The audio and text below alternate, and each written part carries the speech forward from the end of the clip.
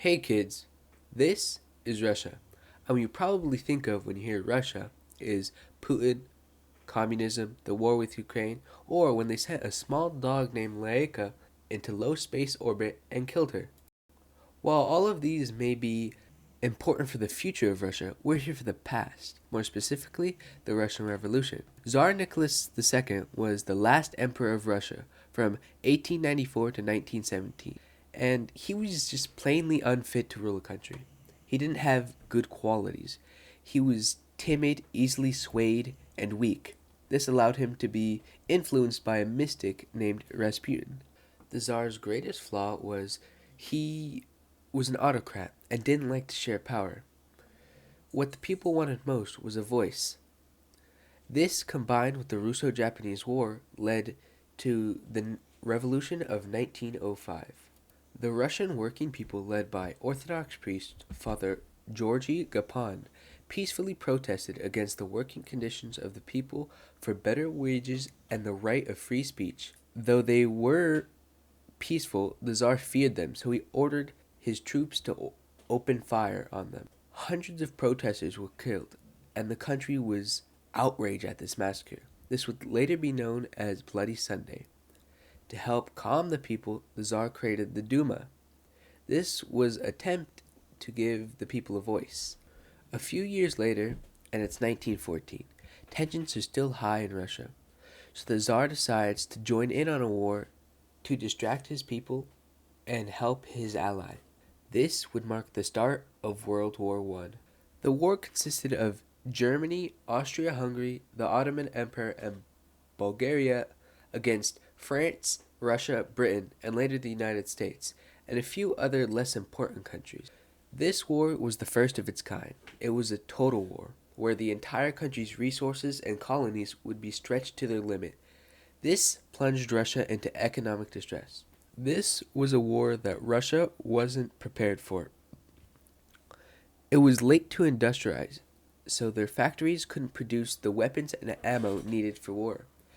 Their weapons were also outdated, and when the war started, they were destined for failure. The first Russian battle was at Tannenberg. It was disastrous and saw over 100,000 men taken prisoner, killed, or injured.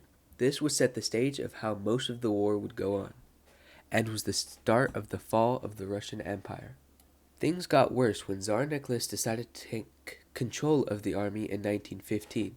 This caused any loss to be blamed on the monarchy and worsened the trust.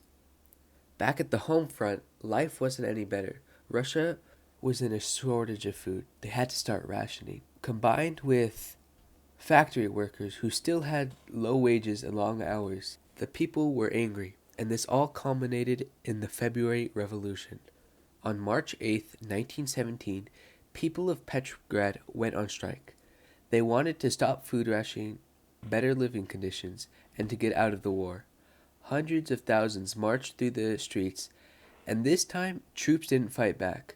They joined the marchers, and then only a few days later the Tsar Nicholas reluctantly abdicated from the throne. This meant Russia had a power vacuum.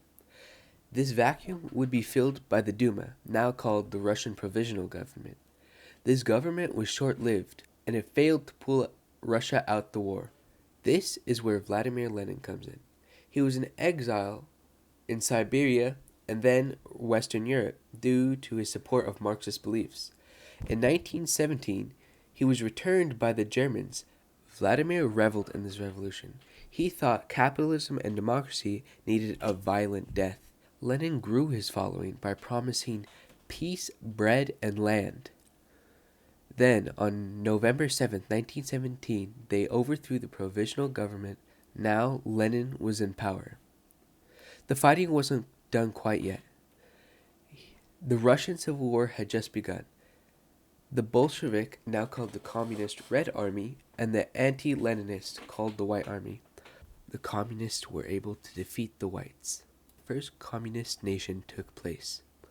The Russian Revolution started with an oppressive government and ended with one even more so, with its censorship police called the Cheka, and how they removed political parties. They were now truly the dictatorship of the proletariat.